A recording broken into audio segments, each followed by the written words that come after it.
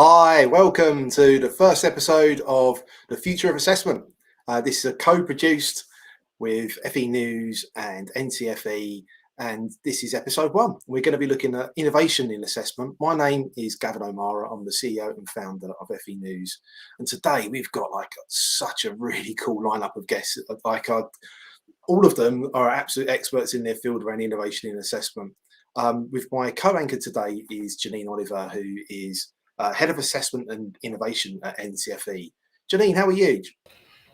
I'm good, thank you. How are you, Gavin? Yeah, really, really good. I'm really looking forward to today. This is totally co-produced, everyone. So Janine has picked these amazing guests, which honestly are people talk about heavyweights and you got Tyson Fury and Anthony Joshua. Honestly, these two are much better. Yeah, much better to be watching. And they're not going to be in a ring, not going to be sparring. Just going to be coming up with solutions around what is the future of assessment.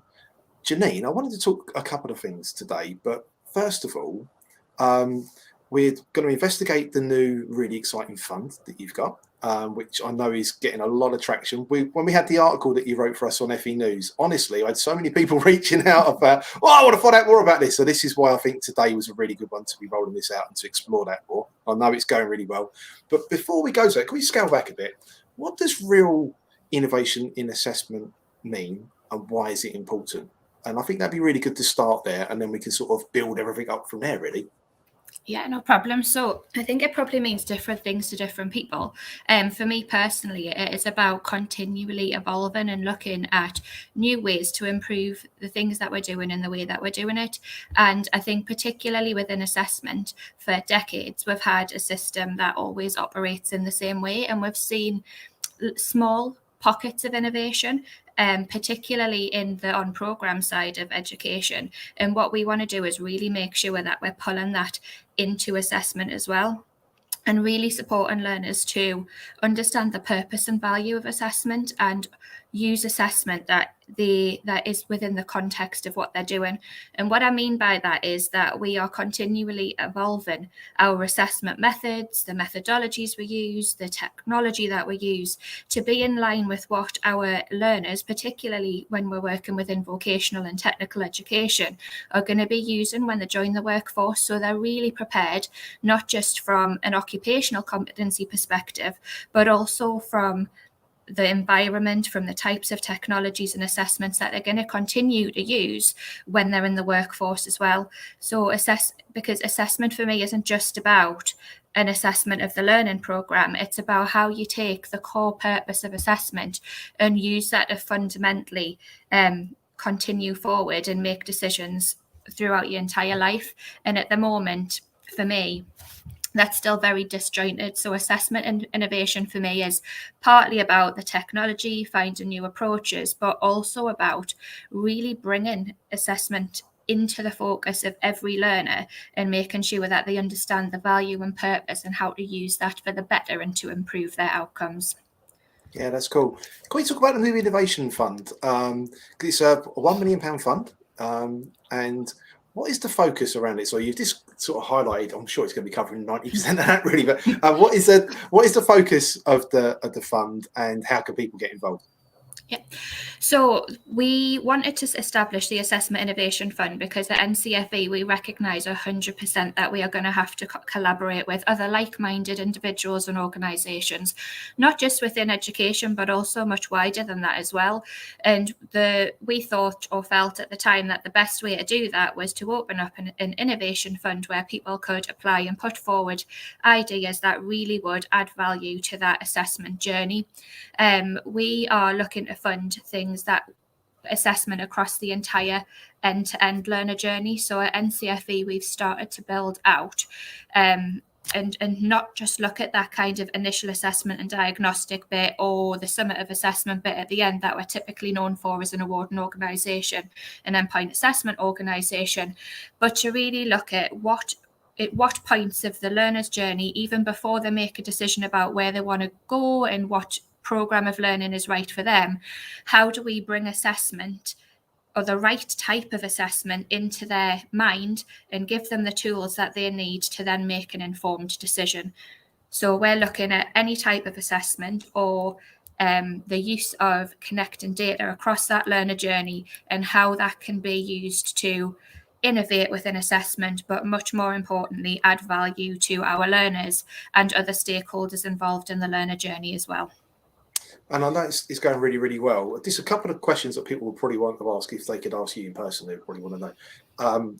What is the sort of structure? So for like, if someone's got a massive idea and if they're like, right, I'll need £1 million for that. Are you looking for someone to be delivering that? Or are you looking for micro sort of like projects? How are you looking to sort of structure this out? So we're looking to fund up to £100,000 per project. And the reason that we're doing that is a lot of the stuff that we are going to be looking at is so brand new. We want to kind of test the concept before we do anything on a much larger scale. We are also really interested where people do have big ideas about how we could work in partnership or co-fund some of those ideas where we don't necessarily have the budget to do it at this point in time.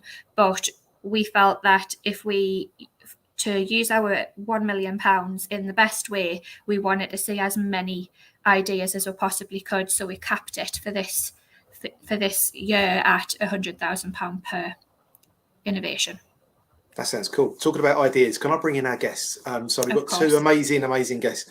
I'll start up with Ollie. Ollie Newton is Executive Director at Edge Foundation. Hey, Ollie, how are you? Hey, warming up and sparring on the edge of the ring. Are you going to be Tyson Fury or Anthony Joshua? And Ollie is at Edge, Executive Director, but he's heavily involved in research, exploring different education systems around the world. Also, very much involved in the rethinking assessment movement. So I'm really keen to be able to bring you in, Ollie. What a really great guest. Second guest is Isabel Sutcliffe. Isabel, I've known for years and years and years. I remember that first time we met at AOC conference, 2008. And I saw you and we had a chat in a break time. We went through the break, the next session and the next break, chatting about all sorts of things. Isabel is amazing. Isabel used to be Chief Exec of NCFE. Isabel has been the chair of the Federation of Awarding Bodies more times than I can remember. She was at Pearson looking at UK and Indian systems. What guests we've got here. So also, if we talk, which I know we can do, Isabel, Ollie is chairing a session at 10. And if he has to bounce out, I'm giving you total permission to do so, Ollie, totally. So what does innovation in assessment mean to you, Ollie? Well, I loved what Janine was saying about, this is about assessment, but it's about so much more than that. So I remember this trip I took to the States to see a model out there on the West Coast at a group of schools called Envision Education. And what they'd done is, in order to graduate from those schools, you had to do everything that you had to anyway, the written exams. We had to do this hour-long passage presentation in front of your peers, in front of your parents, in front of other people's parents. And it was about bringing what you'd learned, showing the skills you'd kind of developed from it, and then showing how you had used those skills in another part of your life. So it was really emotional watching that. But the thing that really stuck with me, because obviously that is a great innovation in assessment, what really stuck with me was how they talked about how that had changed everything in their school because they were working towards that assessment. They changed their pedagogy, they changed their curriculum, they changed their pastoral system so that the kids were well looked after, they were getting the kind of communication skills that they needed. So it really kind of hammered home to me that, assessment is such an important topic at the moment, and it's the lifeblood of Janine and NCFE's work, but it's also so powerful because it can drive so much change. If we can get this right, if we can innovate really well, then it can drive the kind of curriculum, the pedagogy, the skills development that we want in the wider system as well. So that's why I'm so passionate about this area. Yeah, no, cool. Thank you, Ollie. Isabel. Yeah, well, I share the passion, Ollie. Can I first of all say a big congratulations to NCFE for taking this initiative? It's fabulous. I mean, there's lots and lots going on at the moment in this country. I think the pandemic has, has made people think, what is assessment for? Is it appropriate? Is it fit for purpose, et cetera, et cetera? I feel passionate about this. I also feel that somehow we just need to deconstruct around the fear and around assessment. It carries a very loaded meaning. People think of tests, turn over your page now, write all you can, or understand about. Giving me flashbacks, Isabel. But really, it's a marker of where you are against a set of predefined, be they knowledge, be they understanding. I think what I want to see in this innovation is much broader than that. Janina touched on it. we're talking about behaviors, we're talking about, some of these more ephemeral, characteristics as personalities that we bring to our lives and to our work and to our study and everything else. And I want to put the learners at the center in very much the same way Janine is saying, but take some of the fear and the scare out of, assessment. And I think we do that by getting the learners in control more than, they have been. It's done to you at the moment. Very much. I use an example of the interviews that I've had during my life. I come out of that feeling, my shoulders are back. I feel I've really enjoyed that experience. It's an assessment, but somehow I kind of felt I got so much from that. Now, we can't have, interviews all the time, but what is it about that particular situation that allows you to get a sense of ownership and, moreover, give you a huge boost in terms of who you are and what your potential is? And I think, we're going to see some of these things, I'm sure, coming through. And I didn't touch on technology once. I was going to ask about technology. You covered two really, really interesting things. And Janine, talking of technology, it looks like your ecosystem has turned your lights off for you because you're being too still. But we will bear with that. Don't worry. Yeah. So technology-wise, what would you, Janine, want to see in an assessment structure in the future, or maybe in the fund? What do you think is sort of interesting? What sort of ideas are people bringing through and suggesting as new ways of addressing technology? Because the pandemic, which I want to touch on in a minute, has sped up technology so quickly. Everyone has been able to sort of, I remember before the pandemic, you say, I want to do a Zoom call. People go, what is that? So like how has technology sort of sped up, and what are you seeing as the future of assessment through technology? Yeah, so technology has just gone through the roof. Like I think it's probably, well, it definitely is the fastest paced industry at the moment, isn't it? I think for me, it's about making sure that when we do bring new technology in, we bring it in for the right purpose and add value. And it's not done just because we want to get more technology into the system, or we think that technology is the way to go.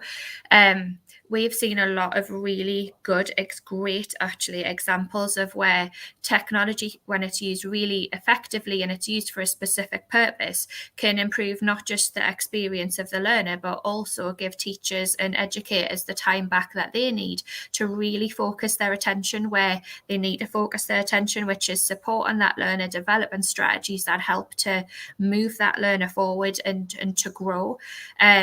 Unfortunately, on the other side of that, you do see instances where technology is brought in and actually what it does is it adds to that burden, and you don't really get any value from a learning and assessment perspective. So that's where my focus is, and NCFE's focus is when we do have applications coming through AIF that are technology based, they're used in the right purpose, in the right context, and they add value to multiple stakeholders. Yeah, that sounds cool. I think because technology as well, sometimes EdTech and technology previously used to be a little bit clunky, really. Then it's been very heavy on the data, and the pandemic shone a very bright light on data sort of poverty, really. And like, not everyone is as lucky as we are. Each of us has got like space to be like to be doing this. I'm hooked up to like lightning fast broadband. Ollie, what do you want to see in like innovations, not just in tech, but also in ideas for like the future of assessment?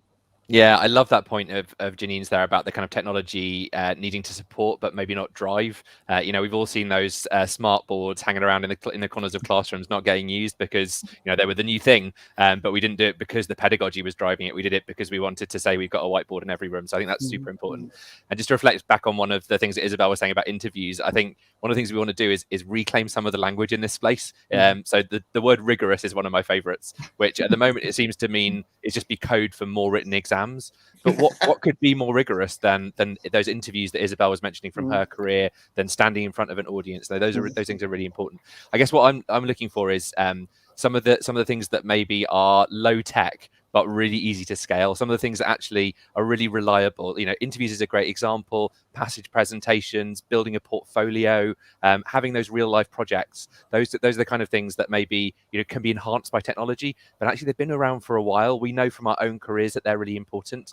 And with my lens, I'm always really thinking about what employers want. And I think, being able to come to an employer, come to an interview with a real example of what you've been doing, with a project that you've worked on, with, in the tech industry, since we've been talking about, with your GitHub address, which is somewhere where your kind of a potential employer can just go and see all of your coding projects. That I think that's really important. Peter Hyman, who has been doing some amazing work around rethinking assessment, was, challenging and saying, why can't kids leave school with a URL address that is their portfolio? And I think that's a really good challenge. Why not? Why can't our CV or what we leave, be that kind of showcase of projects? So yeah, for me, it's kind of those rethinking or recasting some of those things that we know work from other countries, from even the past system here, and thinking about how we can bring those to the future, polish them up, maybe use technology to make them even better.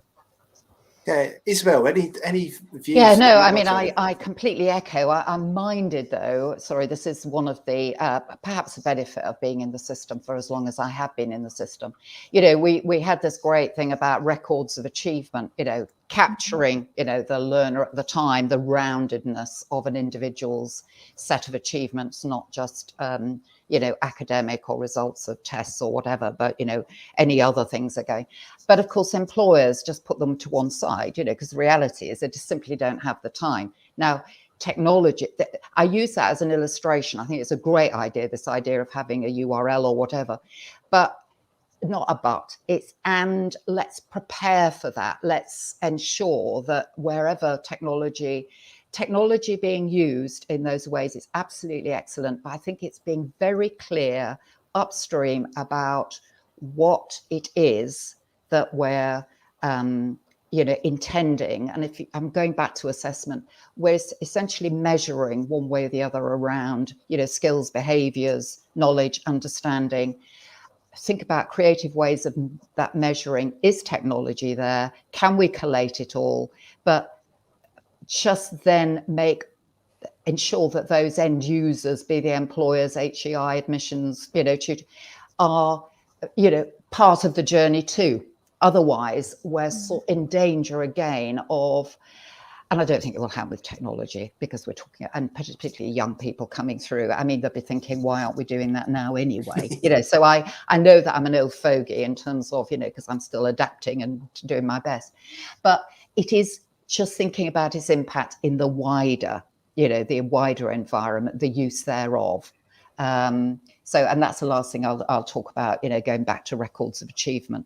Great ideas, but you've got to prepare the recipients, if they're not already on board, and I'm sure they will be now, because we're going to get employers coming in to getting involved in the Assessment Innovation Fund, which will be really exciting.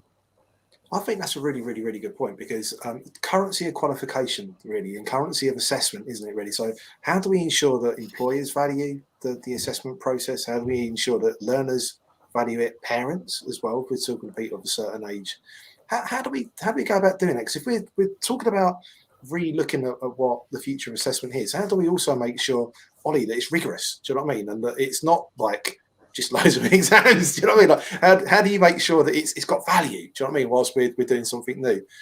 Anyone want to sort of throw in for that? Because I think it's something that's really important. If we're doing something new, it needs to be valued outside, doesn't it? As that this is something which is really considered. Well, I mean, if I may just start, I'm sorry, and tell me to shut up, because as you said earlier on, Gavin, we get going and then we can't stop. But I think it's about destination and progression. It's kind of, so having gone through that process, look at what I've been, able to achieve. Now, I know that, there are moves now to, or already, collecting destination data, getting learners coming back, closing the loop, wanting more learning as well. I mean, that's the other thing I'm hoping to see out of this. Gone are the days, thank goodness, where, you left school at whatever age, or phew, that's the end of that. I'm not doing any more exams. It's something about, I think the value, and so will be about the success that particular, whatever it was, a micro certificate, a full fat certificate, whatever it might be, has enabled somebody to do.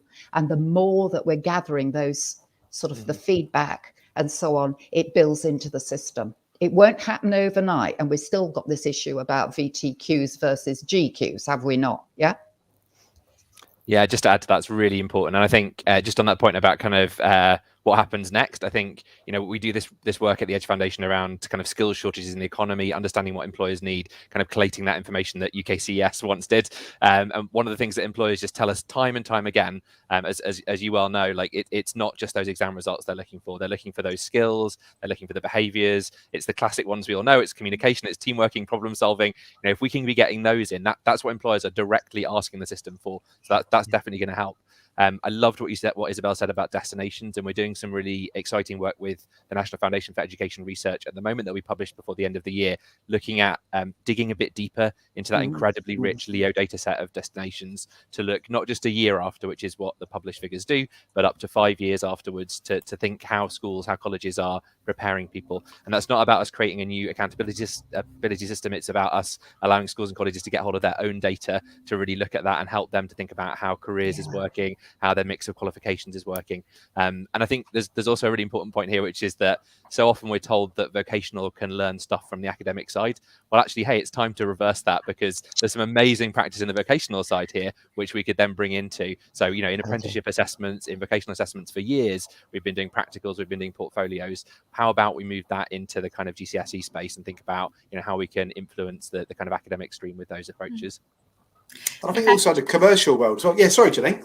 Sorry, I was just going to say, just to add one thing, that's another reason why we decided to run the Assessment Innovation Fund. So where it's totally about getting new ideas. The other side of that is about us being able to bring that inside and have into our business and to have some control so that we've got valid and robust evidence, so we can go back out of the sector and we can really prove what works and what doesn't, so we can make the change that's needed. Yeah, definitely. A really good point, both from both of you, but Ollie particularly about the pendulum, swinging, recent reforms, well, not so recent in the VQ world, informed by practice over in GQs and so on. Again, we're just left with what is fit for purpose? What is fit for purpose? And you mentioned the pandemic. How did we get so far without mentioning the pandemic, Gavin? But you mentioned it earlier. And I think it's salutary to take stock that, we've had, the obvious grade inflation over 2020, 2021 in GQs. And, obviously we now know what's going to the plan for 2022. But I mean, Janine, I might not be, well, sorry, you're head of assessment, so you will know, but the grade inflation in VTQs, it's not, we haven't heard about it because it isn't the sort of thing that the media would be bothered about. They're just much more interested in GQ. But we control, because of the nature of the assessment, that I think we'd all feel that the results are near enough with the adaptations, often using technology, as they should be. Is that a fair point, Janine? I think it's a fair point, and I think if you look at endpoint assessment as well, so endpoint assessment, we've been able to continue with adaptations to still deliver in 90% of cases in the same way, because it's just so different, and still with the same rigor and the same accountability to the stakeholders that deliver that assessment.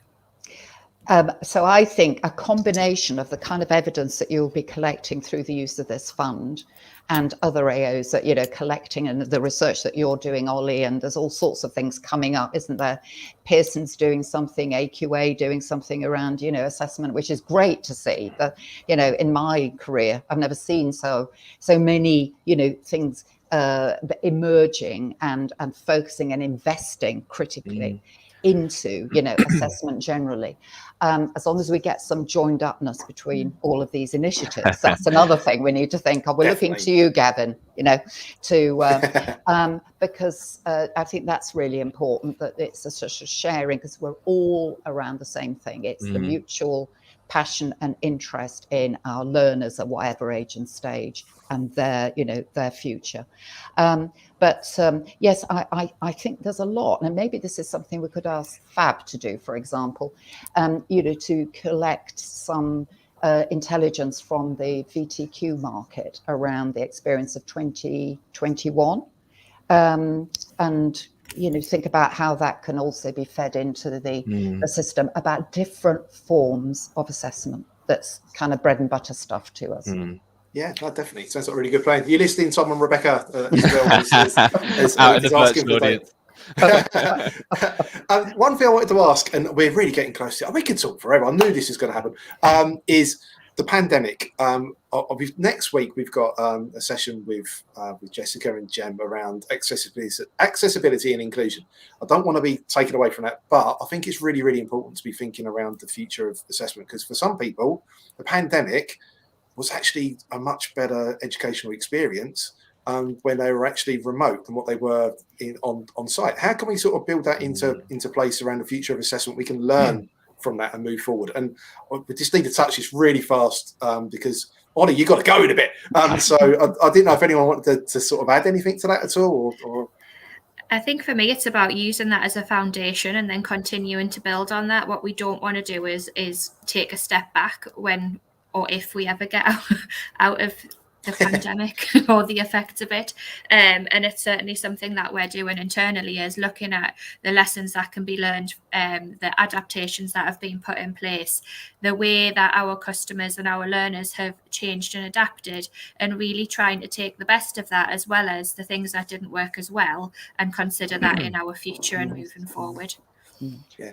Yeah, I think for me, I think the key thing is the culture change element of the pandemic. Not just in education, but more broadly. Like we were saying about technology, it's a microcosm. People were thinking, oh, you can't do Zoom meetings before, and now it's like, well, suddenly we have to. So I think from all of the polling and the research we've done, employers have been saying for ages that they want this kind of change, but actually parents, young people, teachers are all coming in behind this, saying, actually, we don't want it to go back to how it was. We're open to new ways of doing things. This is the time to do it. So, obviously, I'm sure Nadeem and the new ministerial team will be watching, Gavin, as I'm sure they are. But our message back to them would be like, there's a massive kind of coalition of all of the different stakeholders, all saying, we value what's there in the education system, but we're ready for this new kind of leap forward. So I think for me, that's the kind of key thing that the pandemic's done.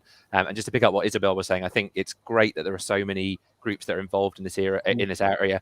Rethinking assessment we're involved with, that's fantastic. The New Era Assessment Commission that the National Education Union set up, this brilliant work. I think the next 6 months, the challenge is going to be tying that all together so it really feels like a coherent movement. And huge thanks to NCFE for this, like making it practical. So I think that the coalition is there in terms of wanting this, but the Innovation Fund is a massive step forward in terms of them thinking, what are the practical ways that we can do it? So I think it's a super exciting time for this, and it's definitely not the last time we're all going to be talking about this. No, definitely. Janine, sort of wrapping this up to an end, I know the fund is all around looking and collaborating. How can the fund be a catalyst to be able to bring everyone together to make fundamental change and to actually bring everyone together? Yeah, so the fund isn't just open at NCFE, it's not just open to our customers, it's open to everybody. So in theory, we could have competitors applying to access the fund as well. We really are embracing this as an opportunity to drive change across the entire system. The other thing is that we are working very closely with like-minded organisations as well. So we are regularly in touch with Rethinking assessment and making sure that we're on the same page, and where we are testing things or we've got an idea that's come through that actually might not particularly sit within the core that we're looking for, but does very much sit within something else that somebody's doing, that we're passing those contacts on as well. But fundamentally for me, it is the value and the evidence that we're building and the partnerships that we're making along the way to drive this forward together rather than in isolation. Yeah, that's cool. Ollie, I can see you got 30 seconds left, so if you need to go, making the most of my day. It's been great. Thank you, everyone. No worries at all. Thank you, Ollie. Thank you, Ollie. And I'm going to bring it into land with Isabel. How do you see? Because you've been sort of heading over FAB previously. You've been like chief exec of different awarding organisations. Been really senior looking at international systems. How can we collaborate thoroughly. So as everyone is there and everyone's working together for a common goal, how can we move this forward? The fund, I mean, it's brilliant, isn't it? To be honest, it is. It's amazing, but it's the kind of thing that we're almost sort of expecting out of NCFE. You know, that level of innovation, doing things differently, but you know, still remaining very, very, you know, true to its core purpose and its mission. You know, and so on. So I think, you know, something. Other organisations are looking with a degree of awe and, you know, at what NCFE is doing now, its place in the market, coupled with organisations like Edge and others that are taking assessment and putting it in the spotlight in a way that isn't just wanting more of the same old. And I do feel, you know, the pandemic for all of us, one way or another, was horrendous, you know, the experience of all of that. But it's kind of in the human spirit now that we're always looking for the good things that have come out of it. And as you said, Gavin, coupled by, you know, Janine, Ollie as well, there are some good things that have come out of that. So I think we build on that. There are communities. The community of AOs, you know, is a strong one. But it's not just for us, excuse me, even though, you know, we're taking initiatives in the way that NCFE and others are doing. I think we just get that momentum. And of course, your good selves, Gavin, you know, help as well by providing this platform. You can bring the different players together, the connections are made, and we're never, ever going to lose those connections. They're going to build on that. So we should be thinking about some opportunity. I don't know, when NCFE starts to evaluate the outcomes of its first wave, that strikes me as a wonderful opportunity of bringing all these like-minded organizations and people together, virtually or otherwise. Yeah, sounds like a really good plan. It's time for thank yous. Thank you, audience, for joining us today. I mean, honestly, I knew when we got talking, we could be here for like about 3 days, I think, and we've not even scratched the surface. And isn't it great? You know, but this is totally co-produced. So Janine, this was Janine's show. It was Janine who brought these different guests together. It's totally co-produced between NCFE and FE News. Total experiment, and I love it. It's working. Massive thank yous to Janine. Massive thank you, Isabel. And to Ollie, who I know is now chairing another session. Thank you so much for your time. Also in the background as well, Lindsay and Kim really worked hard to make this all come together and have just put together an amazing show. Next week is for 8 Tuesdays, 9:30. Every week it's live. We're exploring future of assessment together. Background for FE News. Leah has made all the magic happen in the background today on the show, so thank you. Kelly has also been sitting in the background making all the magic happen as well, and Finley. So thank you everyone for coming together. But most importantly, audience, if it wasn't for you and us, you know, try to collaborate and bring everyone together, this is like literally pointless. So thank you, and let's just see what this fund does coming forward. Isabel, that's a really exciting thought. It certainly is. Together. No, fun, and thank you very much for the invitation. Been delighted to join you. Thank you, everybody. Thank you. Bye-bye. Bye.